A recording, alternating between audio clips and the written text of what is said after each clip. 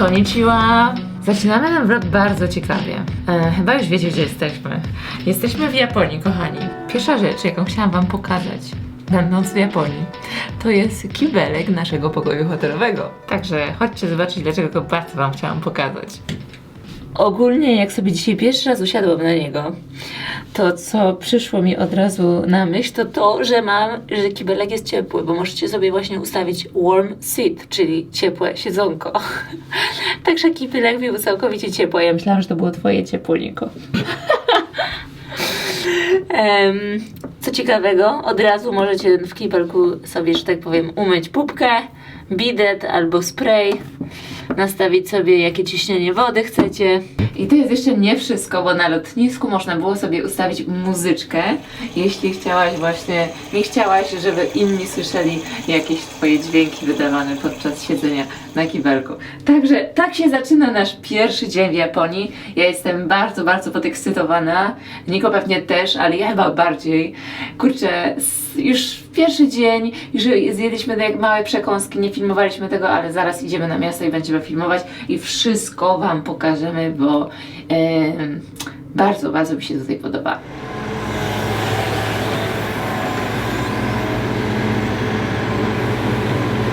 W Beskidach brakuje śniegu, więc stwierdziliśmy, że przywieziemy trochę z Japonii. Właśnie przypomniało mi się, że ja nawet wam nie powiedziałam, gdzie jesteśmy. Jesteśmy w mieście Sapporo. Sapporo pewnie znacie z tego, bo ja znam Sapporo z tego, że tutaj się odbywały skoki narciarskie. A ja, jak byłam młodą dziewczyną, oglądałam wszystkie skoki Adama Małysza, także byłam wierną fanką. I tu się na pewno odbywały skoki w Sapporo.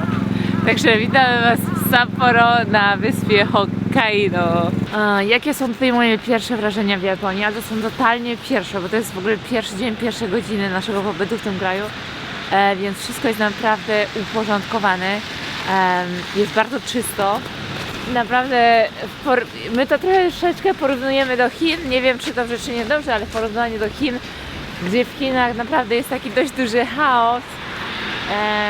Tutaj wiesz wszystko, gdzie masz iść, wszyscy ci pomagają. Pan z autobusu bierze nasze bagaże, daje je do autobusu. Naprawdę wszystko jest takie uporządkowane, ale też są dość poważni Japończycy z takiego pierwszego wrażenia uważamy, więc tego się troszeczkę boimy.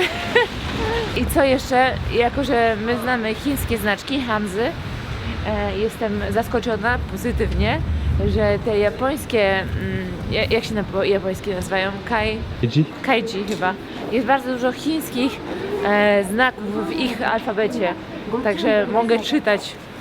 Na przykład wejście, wyjście jest tak samo jak po chińsku, żółką, czubką, w chińskich znaczkach jest tak samo napisane. Także to jest fajne, to jest bardzo fajne, bo chociaż wiem, co to jest, że to jest budynek, że to jest duży budynek, bo rozpoznaje znaczki.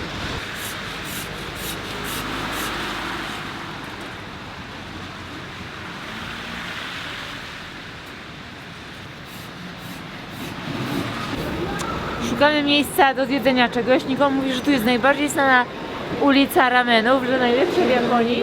O, to jest to, Niko? To jest to? Ale zamknięte tutaj. Ale to. Ciekawe, czy będzie lepszy ramen niż w Żywcu. Wątpię, że przebije żywiecki ramen ten japoński.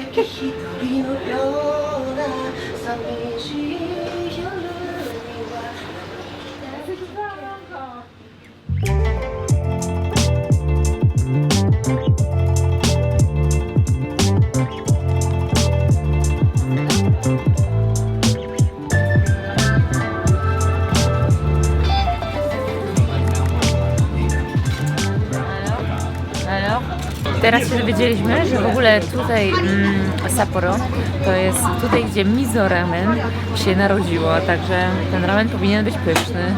Próbujemy? Powiem wam, że to jest o wiele lepsze niż myślałam, naprawdę. Jeszcze nie jest tak dobre jak nasz żywiecki, ale to jest o wiele tańsze, 30 zł taki ramen. Ogromny jest i naprawdę ma bardzo dobry smak. Ja wziąłam w ogóle taki ramen, który jest z masłem i z kukurydzą. Nazywa się butter ramen. I pyszny.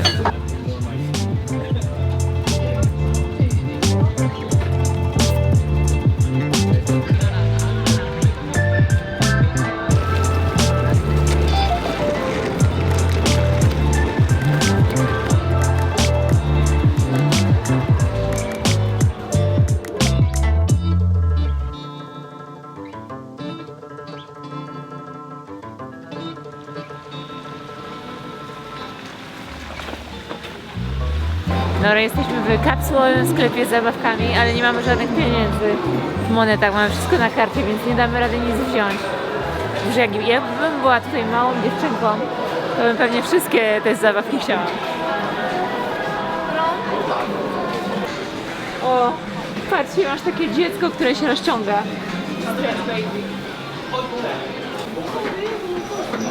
Ale to jest ładne. Ej, chodź, idziemy do kantoru wymienić pieniądze. Słuchajcie, i moje kochane atomówki. Ja jestem z czasów atomówek i Pokemonów. To jest raj dla dzieciaków. Taki jak my.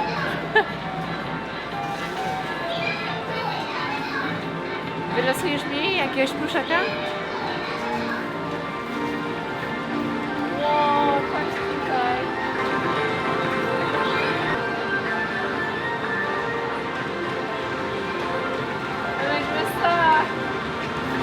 Słuchajcie, to jest totalnie inny świat. No, czegoś takiego w ogóle nie mamy w Europie. Nawet w Chinach czegoś takiego nie widziałam. To jest po prostu w Japonii.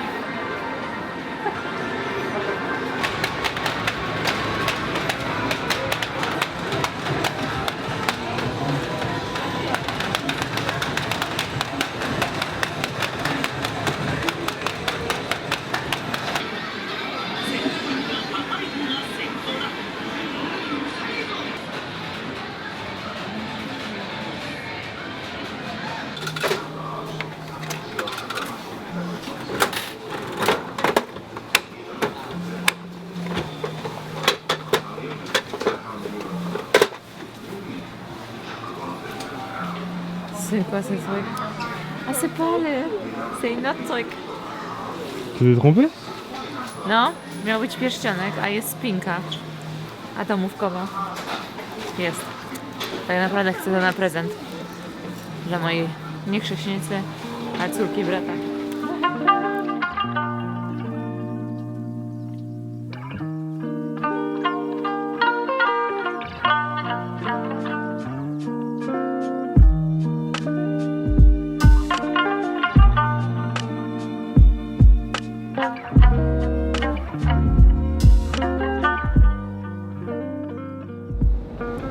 Kochani, mamy to. Wypożyczyliśmy dzisiaj kampera na 5 dni, 4 noce. Także jedziemy w stronę Niseko. W ogóle, słuchajcie, w Japonii jest ruch lewostronny. My już jeździliśmy takim ruchem w Indiach na motocyklach, ale to jest zupełnie co innego na motocyklach tym ruchem lewostronnym jechać niż samochodem. Na dodatek jest w Japonii zima, więc jest ślisko. Jest ślisko, no. Trzeba uważać, jest śnieg na drodze, mamy największy opad, znaczy mamy bardzo duży opad tutaj. To jest duży kamper, więc musimy, Niko zwłaszcza, musi bardzo uważać.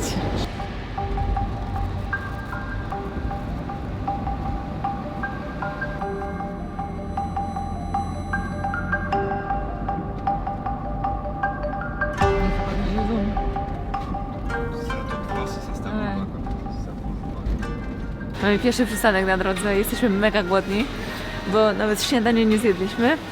Po drodze nic nie było, absolutnie nic, jest pustka, śnieg wali, zimno i kurde, te japońskie przysmaczki, patrzcie co tu mamy. Są grzyby w tempurze, także te grzybki enoki chyba. Co chcesz? Eh mais ça c'est trop bon ça aussi. À la chinoise là. Baozi? Ouais, on se prend un baozi. Et viens on goûte ces grzyby.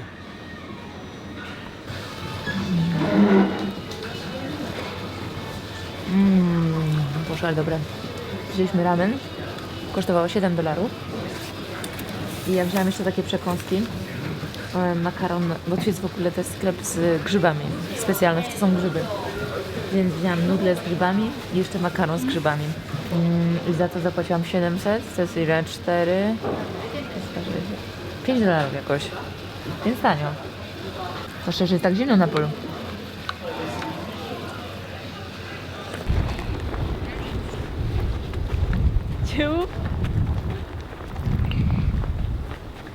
Voilà, nasz Nomad Car, nasz camper van.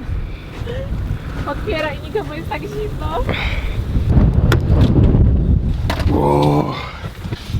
Chcieliśmy zimę, mamy zimę. Czekaj, a tu damy do lodówki może? Wiesz, że nie działa, no. Wiem, że nie działa, ale trzeba to gdzieś dać.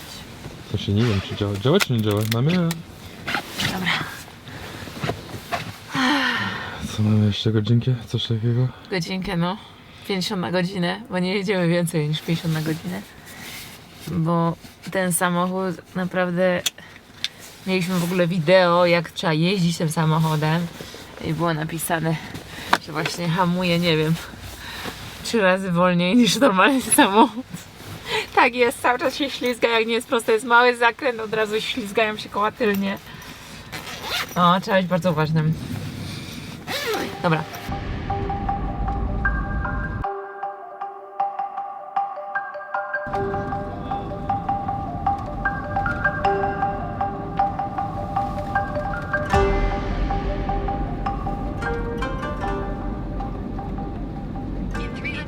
Krótka drzemka, bo jesteśmy na jetlagu. Dopiero wczoraj przybyliśmy tutaj i... O, ja spałam wczoraj tylko 5 godzin. A teraz jest 14 i jedziemy na nocny Night King, ponieważ mieliśmy tutaj jechać do Niseko tylko ile? Było napisane 1,5 godziny, a jechaliśmy 2,5. No bo była przerwa na obiad i jechaliśmy bardzo wolno, bo nie da się szybciej jechać. Także od 16 mamy Night King i cały czas śnieg pruszy. I nasze łoże. Bardzo drogie łoże. Kwita. Ale o cenach wam powiem później. Zostawię lekki suspens. Dobra, chodź. Wstajemy. Pierwsze nocne narty. Ogólnie pierwsze narty za nami. Dzisiaj jeździliśmy w nocy, ponieważ cały dzień wynajmowaliśmy samochód. Jechaliśmy z Sapporo do Chitose, żeby wziąć ten samochód. Z Chitose tutaj do Nisego to też nam wyszło 3 godziny, więc dzień był przebojowy, a przy tym jeszcze nam się tak chciało spać, bo mamy takiego jetlaga. Także te narty nam super zrobiły, naprawdę śnieg jest niesamowity. Popatrzcie, jesteśmy na... Jaka tu jest wysokość śniega? Niedużo. Tutaj będzie... Na górze to jest 1300. No to na samej górze, tutaj jest pewnie 300-400. I jest tyle śniegu. Naprawdę Japonia by mogła przywieźć nam ten śnieg do Polski.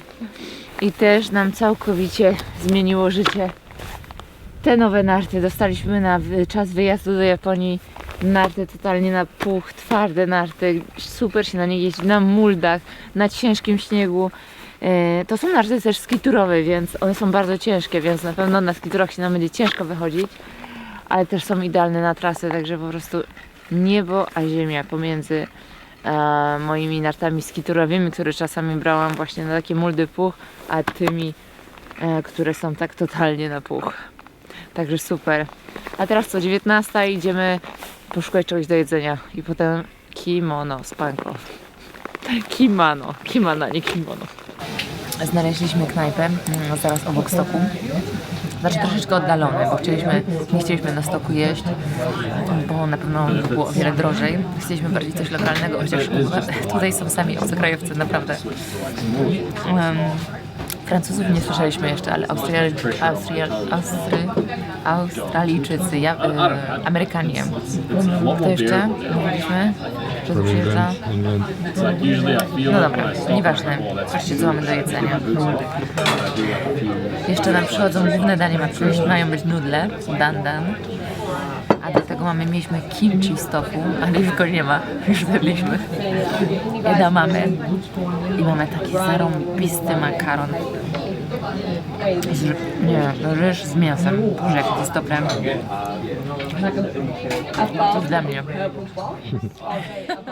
Cześć amigos, jedna informacja. Chciałem was powiedzieć, że kilka miesięcy temu wygrałem duży konkurs fotograficzny i z tego powodu wydaję książkę fotograficzną. Książkę można kupić tylko do końca marca, bo to jest limitowana edycja. To będzie tylko o Peru, bo miałem projekt tam w Peru przez 5 lat, mniej więcej. I to ten projekt wygrał, więc jeśli jesteście zainteresowani moją fotografią, zapraszam do kupna przez ten link albo w opisie. Link znajdziecie do tego vloga. Jest, mamy to!